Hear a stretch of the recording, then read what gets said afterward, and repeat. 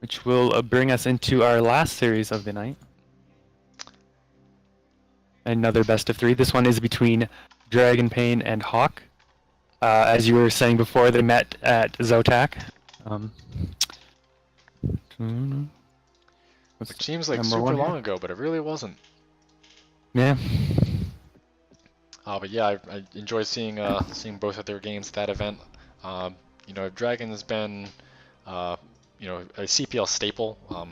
Ever since it was revived in season 1/2, he's been a coach there, and I Mhm. think both seasons his team he subbed in for Team Beast when Beast had to go away. Both seasons his team ended up taking the championship. He's definitely one of the stronger players in the league, but Hawk is as well.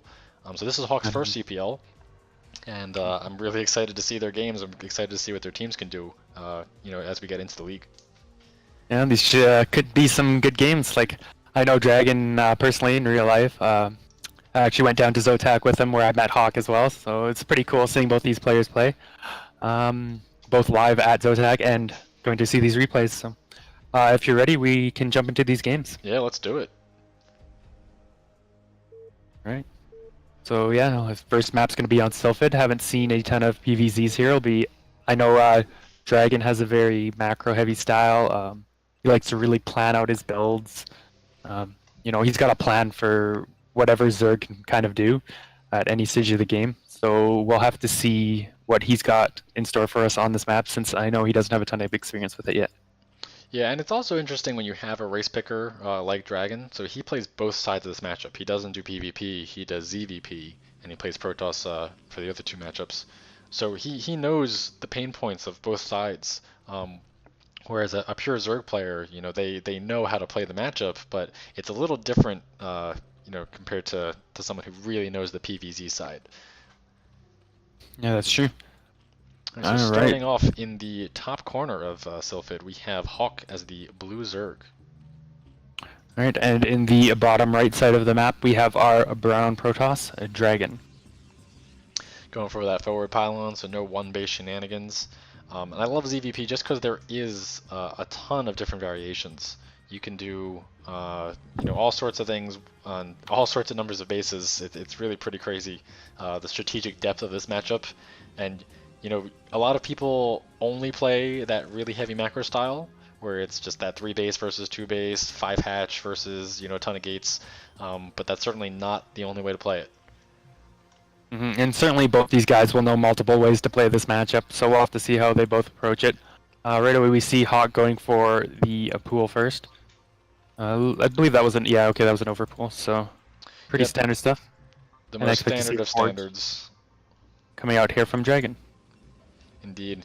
And definitely want to take note of Dragon's walls. He doesn't just build buildings in the front, he definitely researches his walls quite well. So if you're looking for new builds and new walls on some of these ASL maps, he's a good person to look for. Also Siri, who we saw play in the ZVT series.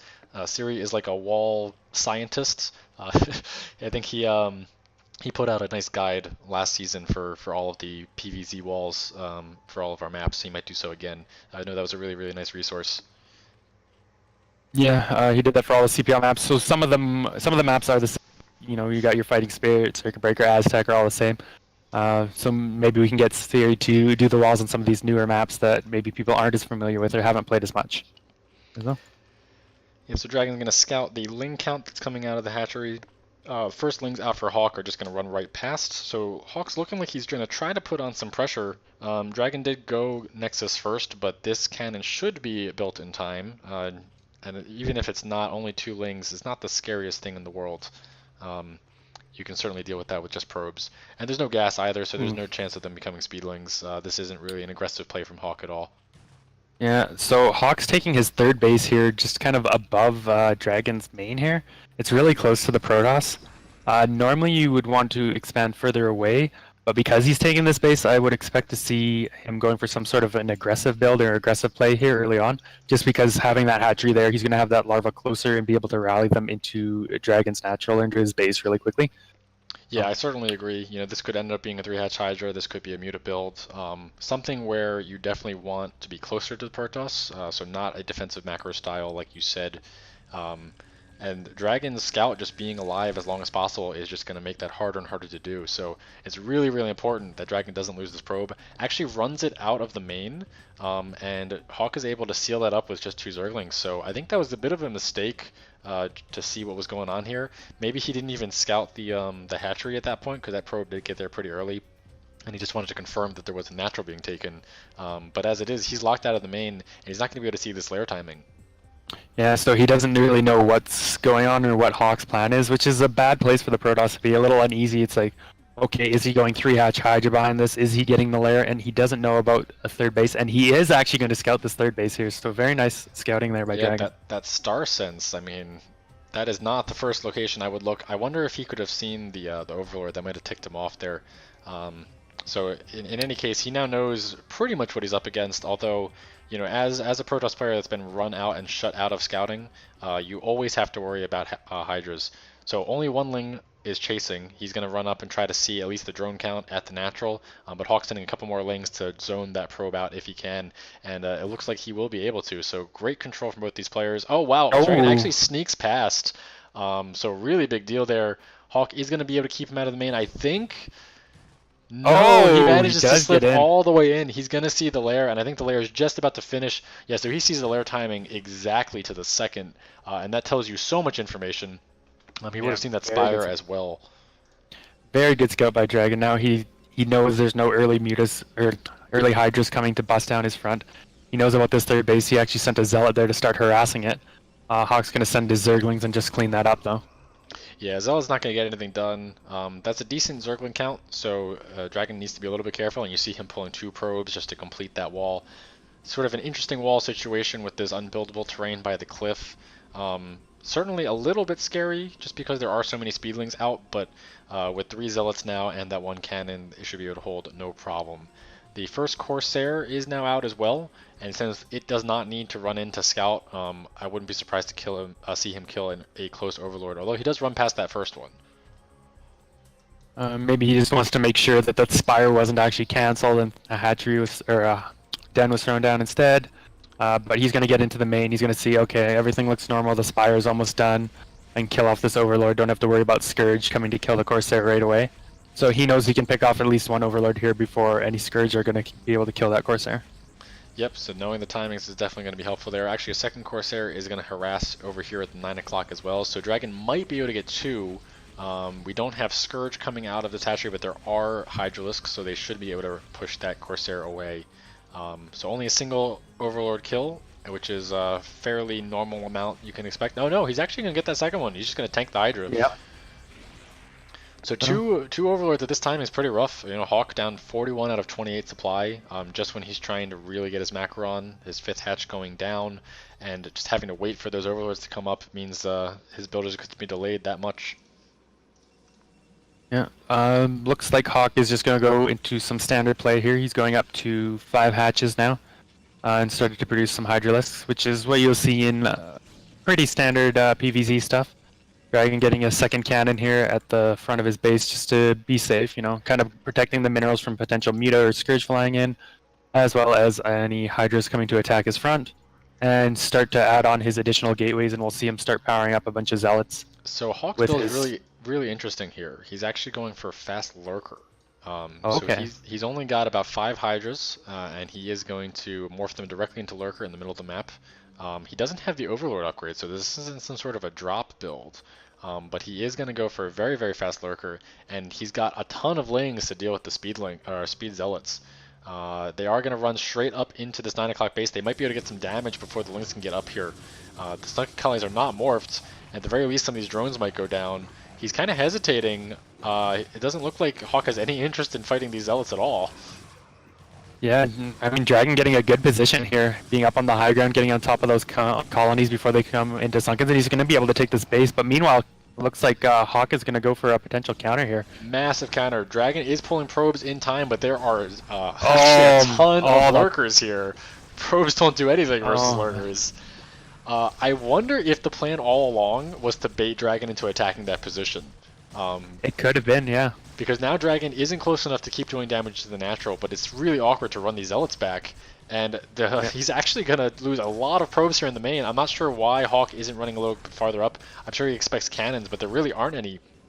He can kill all of these probes, and the natural's completely forfeit. Dragon is going to send his Zealots up into Hawk's own natural. There are 3 Sunkens there, and drones are going to actually block really, really well. I think Hawk has actually taken him out here with this move. Really, really cool play. Yeah, a really interesting strategy by Hawk. It looked like he just said, okay, Dragon, go ahead and kill this base, and then I'm just going to go and kill you. Something I definitely feel as a Protoss player, knowing this kind of pain, like, oh, you're out on the map, Zerg just comes and kills you. It's like, oh, okay, well, that sucks. Yeah, I mean, good. Dragon was ready for the Lings. He had enough cannons and he had the probe run Yeah. in time to block off that choke, but when there's lurkers there fast, the probes can't do anything against that. So really well thought out build from Hawk. I would love to hear from him if that 3 o'clock was meant as a sacrifice to make that play, because that was just fantastic. Yeah, that was really well planned by Hawk. I want to say it probably was, just the way it seemed. Like, he's morphing the lurkers in the middle, so the Zealots are going to go kill that base. They're not going to see them. Yeah, and it's he's just such a going to run up. strange place to expo too. Like we were saying, we were expecting Yeah. aggression. So really, really cool stuff. Yeah, and like the fact that he didn't engage with the Lings or kind of try and stop the Zealots from getting up the ramp into his base was like, okay, like you have all these Lings, but you're not actually trying to stop the Zealots from killing this base. Seemed a little odd to me, but that's probably why. All right. Very nice game. Very nice game. Looked semi-standard, but it was not. No. Under the covers, it was the opposite of standard. So we're moving on to game number 2, which will be on Fighting Spirit, which was Dragon's pick. Makes sense. He's a very comfortable macro player. He's played this map a lot of times. He knows exactly what he wants to do on a map like this.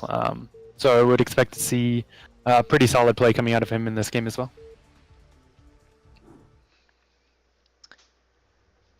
Yeah, whenever you get on the Fighting Spirit, it's such a comfy map for a lot of players. It's very hard to pull off more aggressive builds, simply because you've seen them all, in every position. These guys have played this map so much. But it's very possible that you'll see it still. It's not like you can rule it out entirely, but the defensive nature of the thirds and the fact that it's such a practice map means that standard play is much more likely. And we'll have to see.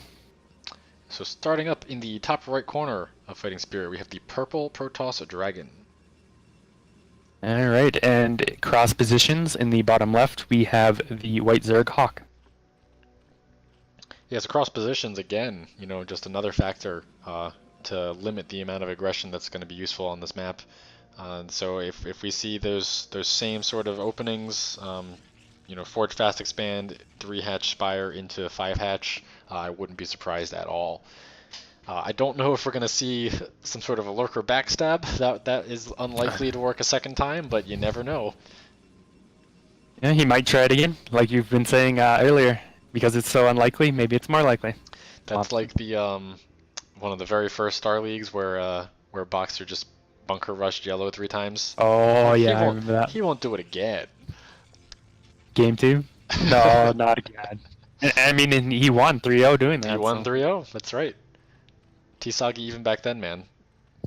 Tisagi throughout the ages. We do have the overpull out from Hawk once again. This time we actually have a gateway expand out from Dragon, so a little bit of a different opening. And the fact that his cross position is gonna help Hawk out a little bit here.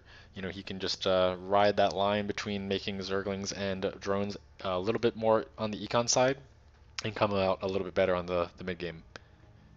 Yeah. Yeah, a little surprised seeing Dragon going gate first. I know he tends to favor Forge first, but I do think he's been working on his gate first play a little bit. So I like to see him bringing it out here. He's going to be looking to maybe do a little bit of pressure with these Zealots, but as you said, being cross positions, it's going to be a little bit harder for him to find any kind of damage that he's looking for. It's certainly possible. It'll come down to some control. He doesn't even have to play this aggressively. To be honest, he could just keep the Zealots back and have a stronger +1 speed Zealot timing attack. We'll have to see what he chooses to do here. Hawk is going to skill this very soon. Yeah, Dragon knows his cross position. He is sending that first Zealot across. He's keeping his probe well alive and sees that it's only 2 lings. But at this point, the drone sees that the Zealot is en route, so more lings are going to be produced in plenty of time. That cross position rust distance is pretty far. So Hawk should be perfectly fine against this, and it's really just a matter of who can get the most cost-effective trades. Does Hawk end up overlinging it all? But there's almost no way that these Zealots are going to do significant damage. Yeah, and Dragon followed that drone to what he's expecting to be Hawk's third base now. He didn't actually see the drone planted down, but he's just assuming that it's going there and just pulls the Zealot back, knowing that Hawk's building more lings and he's not going to be able to find enough damage with these Zealots. Yep, being very, very aggressive trying to hunt down this probe almost gets this around there. But every second that probe is alive limits Hawk's strategic options quite a bit. So he's really, really trying to kill this probe as fast as possible. Up to 6 lings now, another 2 are morphing. So, even if Dragon is pulling his Zealots and comes out at a weird timing, Hawk is keeping up with that Zergling production. And actually, it looks like he's just got speed. He's not mining gas anymore. So yeah, speed is coming out. And speed Zerglings deal with Zealots out on the map pretty easily. Yep. But Dragon's not going to overextend here. He's just going to keep his Zealots back at home, get his cannon up, get his Nexus up, and get into a macro game where he's most comfortable, honestly. Yep, absolutely. Not going to overextend against that at all. And sees the gas being taken off as well, so has a pretty good idea of what's coming.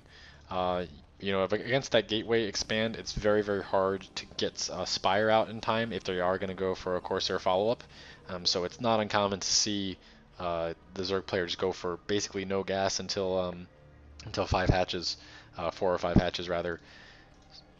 Wouldn't be surprised to see that out from Hawk. He is banking up a decent amount of minerals, probably enough for a hatchery very soon, and actually catching the probe on the ramp. So the scouting is over for Dragon. Yeah, nice little catch there. Like you said, I would expect to see Hawk throw down another couple of hatches here pretty quickly. He's banking up the minerals for it. He still hasn't started mining gas, so. And there we go. We have that next hatchery coming down right now at the natural. Yeah, and actually it looks like Dragon is not going to go Corsair at all against this. We have Citadel first and a second gateway in the main. So that's going to come as a Zealot +1 attack pretty quickly. Hawk has just started taking his gas again, and really Hawk's going to be the one that has no scouting information. He has the Overlord out in the front, not moving in towards the main, and he's not going to really see that this is coming. And this is going to be a pretty strong attack from Dragon. Skipping the Corsair Stargate like that just allows your +1 speed Zealots to get out that much quicker. And going gate first, he's going to have even more Zealots than if he opened Forge first. So this is going to be a really powerful attack. We'll have to see if Hawk's going to be able to defend this or Dragon's going to be able to run him over with it. Yeah, now to Hawk's credit, he didn't really overling. He's only got 10 lings total as a good preparation defense for that gateway expand. And he's got a ton of drones. He's moved up to 5 hatcheries very quickly here, and he should have the economic engine to deal with this. But it always does come down to control and the end of it. Both of these armies are going to be fairly strong. Hawk needs to make sure he doesn't overdrone at some point. 1 creep colony coming down at the 3rd, and the Hydralisk then is up. So this has transitioned fairly quickly here into 5 hatch Hydra. Lair is about halfway done, and now the Overlord is going to come in and scout. So he sees exactly what's going on. I would expect him to start pumping those Hydras for defense. Yeah, as I said, I imagine he's going to start making Hydras right away here out of his 5 hatches. And by the time Dragon sends these Zealots across, he should have a good number of Hydras. He's going to have these Sunkens down. It looks like he's got 2 coming up here at his 3rd and 2 more coming up at his natural. So he's very well aware of what's going to happen here and wants to be extra safe against the sheer number of Zealots Dragon is about to send out on the map here. Yeah, so excellent scout timing out from Hawk, sitting at the natural for as long as possible to see any potential move out, and then moving in just in the nick of time to get his defenses up. He does have the 2 Sunkens. He's actually droning behind this. Oh, interesting. So he's really relying on that SimCity, the bare minimum of units, and I think it's probably going to work out. Drag has a lot of Zealots, but when you see Sim, a lot of times Protoss just don't want to invest because they don't know exactly what's coming from the other base. And if you get those Zealots surrounded, it could be really bad for you. But here we go, yeah, Zealots coming into 3rd. Dragon sees the Sunkens, and he does back out. He does run out. That was a good point you made there. You don't want to overcommit with those Zealots. If you lose all those Zealots, you kind of give the momentum to the Zerg without doing enough damage. He is going to poke in the third and see if he can find anything, but seeing this sim and a couple of Sunkens here, I don't think Dragon's going to commit anywhere. Yeah, like he He could is win this okay. fight. Oh, he's gonna go around. This is a great move Okay, because the I sim like is this play. Yep. negated.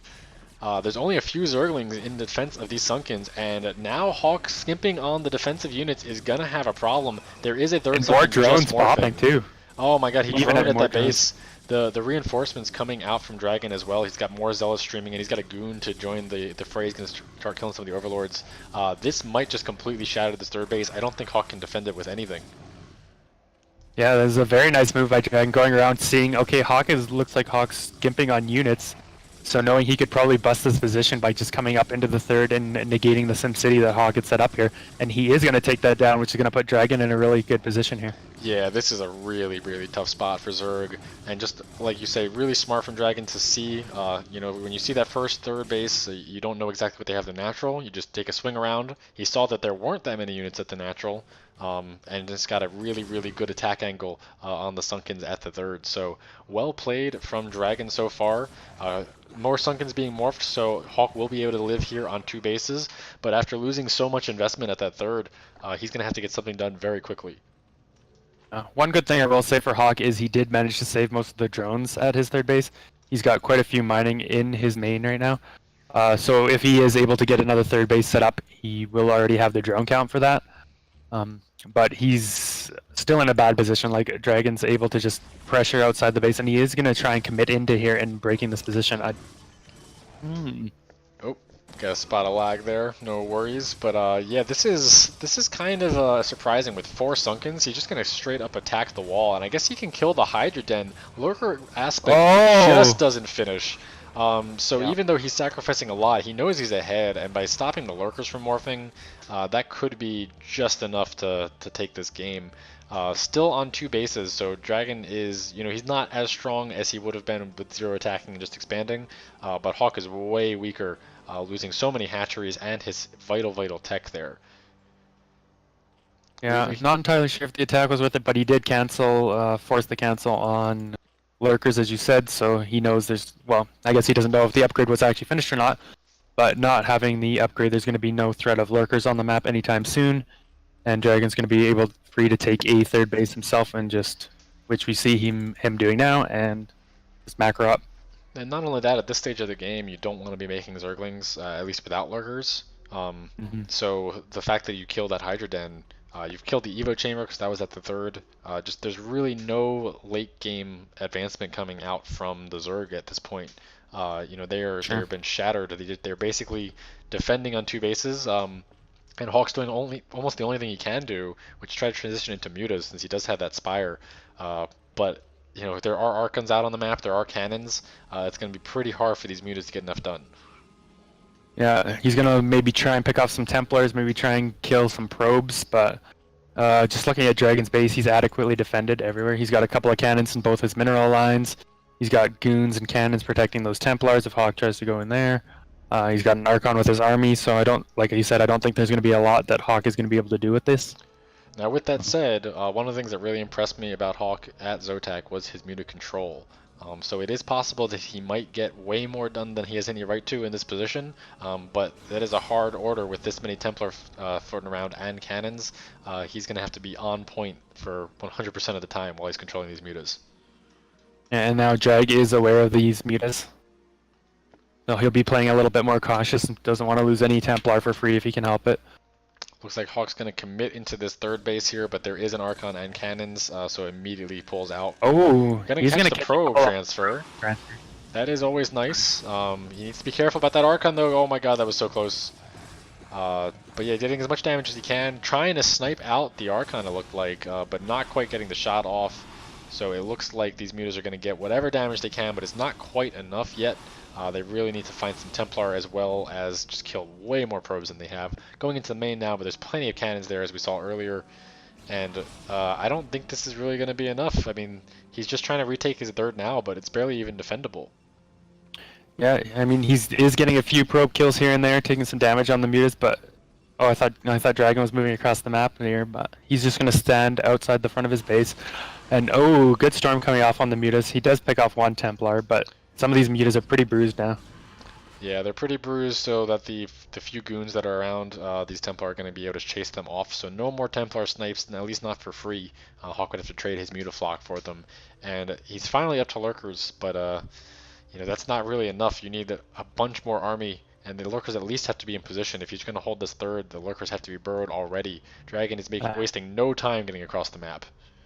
yeah, I don't think there's any way Hawk is going to be able to keep this third. Dragon's just going to walk in here and kill it, keeping the Zerg down on 2 bases while Dragon is still mining here on 3 bases. Yeah, Hawk continued to do damage with those mutas, but he's just getting further behind, not having a third base, with Dragon's third base being up here and running.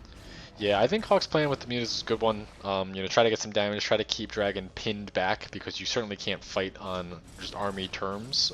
But if Dragon is distracted dealing with the Mutas or just trying to keep his army at home because he's worried about them, you might be able to get that third up. But Dragon was able to attack just at the right time to deal with that. And Lurker's out in the middle of the map. I guess this is a trap.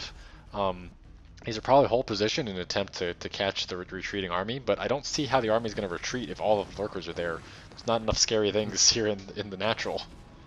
I mean, maybe he's hoping to catch reinforcements too coming across the map, No, because there won't be an observer with them. that's much more likely. Oh, a massive storm right in the choke point kills a lot of Zerglings, and this is one of the problems as a turtley Zerg. There's just really, really juicy storms that the Protoss can get.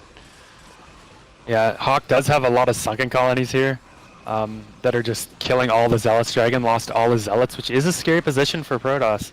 A bunch of Lings are coming out and got on top of the Scoons. Oh, but he does have Zealots reinforcing now. I'm not sure if Dragon's fully going to be able to break this position, but he's still going in. Any damage he can do forcing the units, though, is still going to be a win for him. Yeah, trades at this point are fine, even ineffective trades. When you're this far ahead in the economy, then there's really no point in holding back. You just want to keep the Zerg as low as possible, force them to have to commit to redroning, remaking units that you can then come and storm. So really good moves out from Dragon, and at this point, Hawk is basically on 1 base economy and 2 hatches. And we're at 14 minutes in the game. This is a rough position. The Lurker Trap is just activated, so it is going to kill those remaining retreating units. Yep. But I don't think that was quite worth it. I don't know if he could have held the bridge any better if those Lurkers were there, so it might have been the best choice, but certainly not enough to make him win the fight. And now Dragon knows those Lurkers are there, so these Zealots and Archon, I would not expect him to run those into those Lurkers. Yeah, the Mutas, getting as much done as possible. He's actually been very, very good with these Mutas. But unfortunately, he's just so far behind here. With Archons out, you need to control like a madman. Actually, the Dragon is fighting against the Lurkers. I'm not really sure why. Sniping the Observer out with the Mutas as well, but an Archon hit takes out 2 of them, and the rest of them are really, really hurt. So that is going to be the end of the Muta harass for at least a little while here. And Hawk is putting up an admirable fight, but man, what a hole to dig himself out of. Yeah, and meanwhile, Dragon's just going to go ahead and say, okay, you're going to defend, have these here, I'm just going to go ahead and take my 4th base and just get it further ahead of you that way. Like, when you get ahead, stay more ahead, right? And Absolutely. that's just what Dragon's doing here. Yeah, and especially since you know that the only real play out from Zerg is to have enough defenses at home to just not die. You know he's going to be investing into that. You see the Lurkers are being recreated. So far, no sunken colonies have been re-added. But there's no rush. Dragon doesn't need to kill Hawk right now. So just securing that 4th means that there's no way he can lose this game. Yeah, he even went up and checked for a 3rd base to see if Hawk had retaken it, and he hadn't. So Dragon's going to be feeling really comfortable at this time. He knows he's just has to wait Hawk out. Like, he knows with Hawk only on these 2 bases and him on 4, that it's just a matter of time before Hawk runs out of money. And as long as he stays on top of not allowing Hawk to expand or take any more bases, he's just going to wait him out and win the game. Yep, the impetus is on Hawk to get something done. So as long as Dragon keeps him low enough with constant pokes and getting some good storms, there's really nothing he has to worry about. The Mutaflock has been replenished. There's now up to 11 Mutas, so Hawk realizes he can't win a straight up fight. He is still persisting with the Muta strategy, but it's getting harder and harder to get anything done. Trying to expand to 6 o'clock, Dragon's going to pounce on that right away before any defenses can really get over there. And the Muta and Ling is coming, but I don't think that they're going to be able to do much with 5 Archons to defend this army. Catching a few Zealots out in the middle of the map, going to pick a couple of those off, but I don't think Dragon minds too much. He's just going to take out this base, and Hawk still is just staying here on 2 bases versus Dragon's 4 bases that are up and running now, or about to be. The Zealot catch is a good little win. He needs to make a whole bunch more of those. Oh my god, the Lurker Trap might actually spring, but the Observers are coming here. So actually all the Lurkers are just going to go down. Unfortunately for Hawk, he wasn't able to get too much value out of that, and there is the GG. Yeah, Hawk just got too far behind. He knew he had to make something happen with either the mutas or the lurkers and just pull something out of his hat to get back into this game, but it wasn't enough. DragOn showing his strong macro play and taking it down.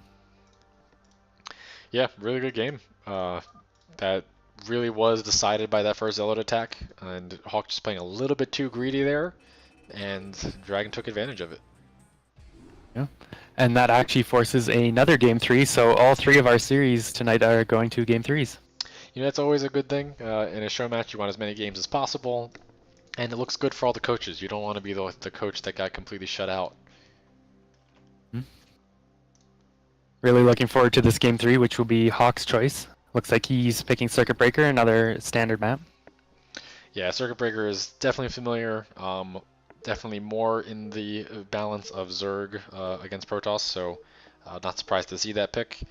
And I really loved his game plan from game 1. I think game 2 it's a shame he was kind of crippled immediately, and then we had to see him just get dismantled over the late game. So I'm really excited to see if we get a nice strong macro game as Circuit Breaker likes to facilitate. So here in the upper left corner, we have the blue Protoss DragOn. And then over in the upper right corner, we have the white Zerg Hawk. Yeah, so there is quite a few mineral patches on this map, so you can get into really, really big late game armies here. Very easy to do a split map situation as well. So I would like to see that. If Hawk can get that going and not die to the first Zealots, I think we can get a really, really cool macro game here. Interesting about these spawns is DragOn can kind of take his natural area, get that up and running. But if he chooses to expand to his normal third, the mineral only there, and then expand to the top, the 12 o'clock base, he can kind of expand and push at the same time, which is a little bit of an advantage here for Protoss, I would say, being able to kind of protect his new bases while attacking into the Zerg's bases. Yeah, it's kind of a TVP strategy, and follows the same principles that the army that is much more mobile wants to be attacking more and more positions. Is at a disadvantage if you're able to push and expand in the same place. Then you have much less surface area to defend against. Yeah, especially if Hawk opts to take that mineral only, which you'll see Zergs as his third, which you'll see some Zergs do. But right now he's just scouting out with his drone, opening over pool, standard stuff, and DragOn actually doing a gate first again this game. Gate first and a cross position scout going to be able to see that Overlord and knows immediately where Hawk is. So really nice. A lot of Protoss will send out the probe to catch the Overlord here at the 3 o'clock base, but DragOn actually timing that probe scout to catch him a little bit later to the same effect. So the gateway is going to be sending a Zealot out immediately in the right direction. Hawk is going to scout it in plenty of time. So pretty similar to that the second game rather, where Hawk isn't going to be taking any serious damage from the Zealot, but it does put DragOn in a faster tech position and potentially able to capitalize on the extra Zealots later. Yep. We'll have to see what they both do to this. I don't think anyone's really going to gain much of an advantage having seen what the other player is doing at this point. Yeah, and I gotta say, this is maybe the first series that I've ever seen DragOn go mostly gate expand. He's much more of a Forge player, so I really like to see that he's mixing it up a little bit in the series. We do have that first Zealot. He's going to kind of try to harass these Zerglings. It looks like Hawk is going a little bit harder on the Zergling production and actually bringing the fight to DragOn. But similarly, he's not going to be able to get too much done. This is really just kind of keeping DragOn back and in a more defensive posture. DragOn playing pretty aware. He's just going to throw a couple of units on the ramp. He doesn't want those Zerglings getting into his base and, running around killing some probes or anything. Hawk just going to try and harass, bother DragOn, distract him a little bit, take him away from what he wants to do, but is not going to be able to kill anything or do any damage to him. Yeah, exactly. It's sort of like hoping for a slip of control, trying to get a little bit of advantage. And actually, he is getting a lot of hits on this probe, so taxing Dragon's multitask a little bit here might actually kill the scouting probe while all of this action is happening at the front, which is already a win. If you're going to make the Zerglings anyway, you might as well try to get some value. So And he now, does end up getting it. oh He wow, does and get he that probe. he managed to slip into the main as well. So really, really good Zerglings Mhm. out from Hawk. Gonna get the full scout, see the gas timing, and just be as annoying as possible with these links, maybe kill a few probes. And this is never what you want as Protoss. I know being a Protoss player myself, feeling a couple links in my base, it just throws things off for me. My build all of a sudden gets delayed a little bit. I got to be worried about losing probes, so I don't want to lose them. Pull a few, take away some mining time. So if you have the multitask and APM to keep these Zerglings active and just distract the Protoss by getting them in the main, it's usually a good move. Yeah, he's actually doing a decent amount of damage with them already. Two probes coming down, and now speed has just kicked in. So, Dragon's not going to be able to kill these links as long as Hawk stays on top of it for a while. It looks like Dragon's going to push out with 4 Zealots, but he still Oh. has the Zerglings in his own base. Actually, the probes are going to be able to take those out. They were so low. So the Zergling threat has been diminished pretty heavily here, and Dragon is going to force a bunch of Zerglings to be recreated to defend Hawk's own bases. 4 Zealots is quite a lot to contend with. Yeah, and I don't think Hawk knows this is coming at the moment. He's got a couple of Zerglings here, but he's still producing drones. He has to So have this seen attack's it. gonna be a bit of no. He's still producing drones. So it's a bit of a surprise to him, I think. Now he knows it's coming. He starts producing lings, but Dragon's gonna be able to find some of his own damage here. Yeah, I mean, he saw it with the Overlord in terms of his map vision, but he might have missed the move out just because he was microing so heavily. You are right, the third base was all drones, so I think this was a big mistake out from Hawk, and actually these Zealots are going to do a ton of damage here. Yeah, just stopping the mining for a while, killing some Zerglings. He is gonna try a bit of a drone drill to just kill these zealots, but he's losing some drones now, losing some Zerglings. No, it's a He is really gonna strong clean this up, drill. but yeah. Really good control, but just not having the Zerglings at the ready, missing that move out is a pretty big deal. So far, almost no drones going down. I think that might have been the second one. So Yeah. really, really good defense for what Hawk had, but Yeah. definitely a bit of a mistake there. Yeah, I would agree. He defended that well. He didn't lose as much as I thought he was going to. Sure. So both players trading a couple blows here and continuing to macro up. We can see Dragon teching, getting his Citadel, getting his Stargate up. I'm going to send that first Corsair, imagine, to scout. I don't think he saw the Hydra extend, so he still doesn't know that this is actually a 3-hatch Hydra play. Yeah, Hawk didn't let him up into the main at all, so he is in the dark and actually losing all of these Zealots now. He has delayed things just because he's been forcing out Lings, but now he has very little standing army, so he's not going to be able to push these Hydras away from his wall once they come here. So he needs to make sure that the Corsair gets there ASAP.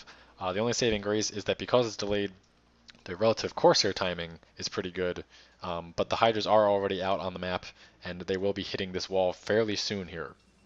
Yeah, Dragon throwing down a safety cannon, an extra cannon here, knowing that this is a possibility. And if Hawk is doing it, he doesn't want to straight up die. The cannon placement here, the way it is, makes it so it's harder for the Hydras to actually get on top and kill the cannons, especially if the Hydras don't have range finished yet. So nice placement there by Dragon. As soon as he sees these Hydras, I'd expect to see him throw down at least a couple more cannons. Oh, the Corsair is out. It's not going to see... Oh, just finally now sees the Hydras coming. So he's going to have to react to this immediately. Only 2 cannons is not nearly enough. He's rebuilt his Zealot numbers a little bit, but that is a lot of Hydras. They're going to eat through that immediately. And as expected, Dragon's throwing down a couple more cannons. He's got 2 more coming down right now. Right now, he's just got to buy time for these cannons to get up. He doesn't want to lose. If he loses these cannons, he basically loses the game. So, meanwhile, Hawk's just going to pick off these front buildings. He's going to deny Dragon's +1, kill the gateway. And Dragon's actually throwing down a ton of cannons here. Having the full scout with the Corsair, seeing Hawk is committing by making more and more Hydras, he knows he needs a lot of cannons just to survive this. Yeah, I'm really surprised to see Hawk isn't going to go for a poke in and try to stop some of these cannons from going up. Yeah. Once all of these cannons finish, you need a crazy amount of Hydras to break it. But he's content to just take the wall out. So I think Dragon is going to be able to survive.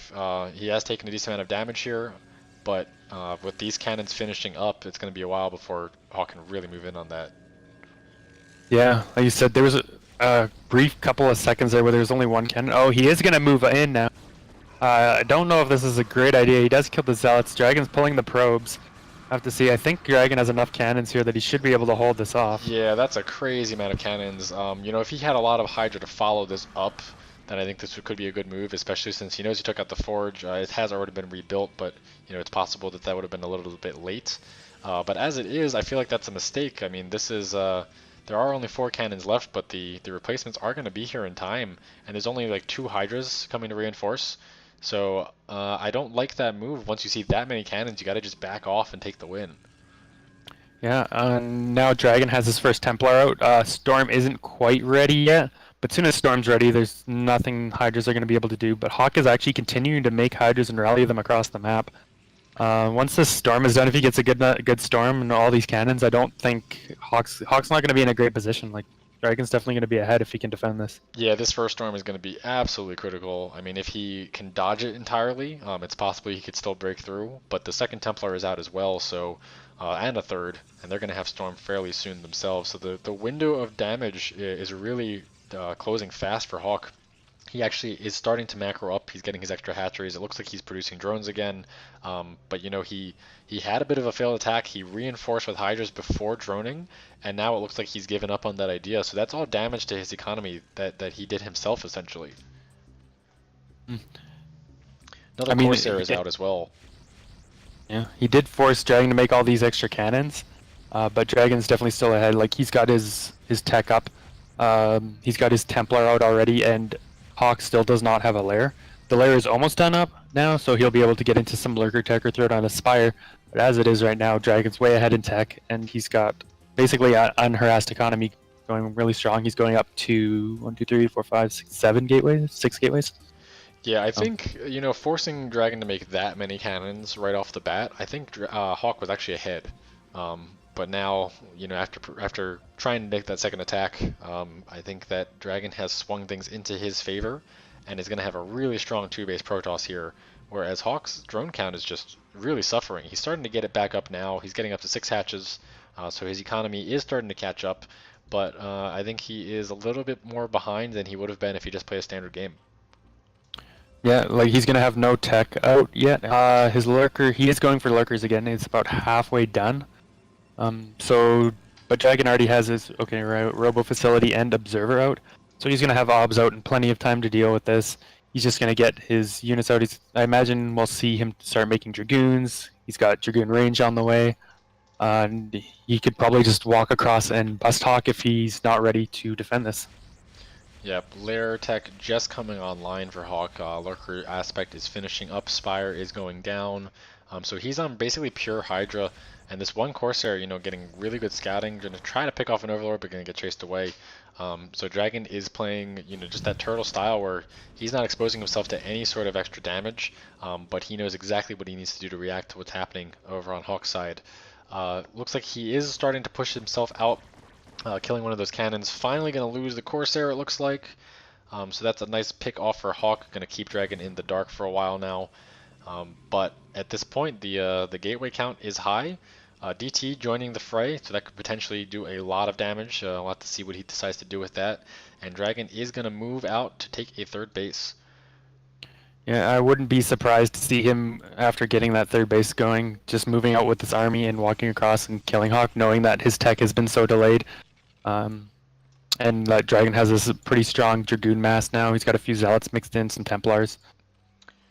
Yeah, Hawk still doesn't really have the econ to deal with this. Just finally morphing some lurkers over here at his third base, but there is basically no defense at all at his natural. So if Dragon really goes for it aggressively and he gets in position before lurkers are in place, he could do a ton of damage there. Looks like a shuttle coming in, but that will be scouted, and that shuttle has the single DT. So there's really nothing that this guy is going to do unless he can lose these Hydras that are on his tail. Yeah, the Hydras may even pick off this shuttle. No, the shuttle gets past the Hydras. It's gonna get in, but there are a lot more Hydras here in the main. They're kind of holding their way back until the shuttle commits. Meanwhile, Dragon is going for a push here at Hawk's third. Couple of storms coming out. He's got Dragoons out in front, picking off all the lurkers. Oh, we have some clump lurkers too. One storm gonna hit all 3 of them. So only a single goon Nice. hit will take out every single one of those lurkers. And you know, this is just the that economic advantage that Dragon had coming to bear here. Now we have some reinforcements streaming down, but there's still enough goons here that I think that Hawk's going to have to pull back. Well, that was a lot of Hydras morphing at once. Every single one of those was a Hydra. Now, Dragon does Great have no zealots storms. with this, and he doesn't have any zealots reinforcing. There's a bunch of dragoons, but he probably just has too much here that I don't know if Hawk's really going to be able to hold on anyway.